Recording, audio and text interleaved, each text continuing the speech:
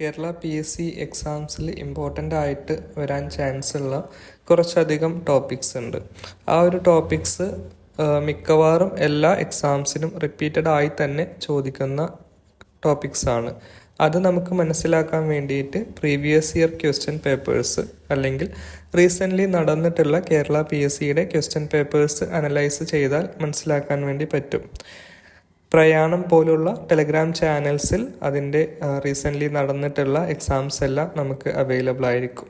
അതുപോലെ തന്നെ ഓൺലൈൻ പ്ലാറ്റ്ഫോംസിലും മറ്റ് കേരള PSCയുടെ ഒഫീഷ്യൽ സൈറ്റിലും പ്രീവിയസ് ഇയർ ആയിട്ടുള്ള ക്വസ്റ്റ്യൻ പേപ്പേഴ്സ് അവൈലബിൾ ആയിരിക്കും. ആ ഒരു ക്വസ്റ്റ്യൻ പേപ്പേഴ്സ് വർക്കൗട്ട് ചെയ്ത് കഴിഞ്ഞാൽ നമുക്ക് അത്യാവശ്യം ഒരു ഐഡിയ കിട്ടും ഏതൊക്കെ ടോപ്പിക്സ് ആണ് റിപ്പീറ്റഡ് ആയിട്ട് വരുന്നത്, ഏതൊക്കെ ടോപ്പിക്കാണ് ഒരു PSC ആസ്പിരൻ്റ് ആദ്യം മനഃപ്പാഠമാക്കി വെക്കേണ്ട ടോപ്പിക്സ് അല്ലെങ്കിൽ മനസ്സിലാക്കി വെക്കേണ്ട ടോപ്പിക്സ് എന്നുള്ളത് മനസ്സിലാക്കും.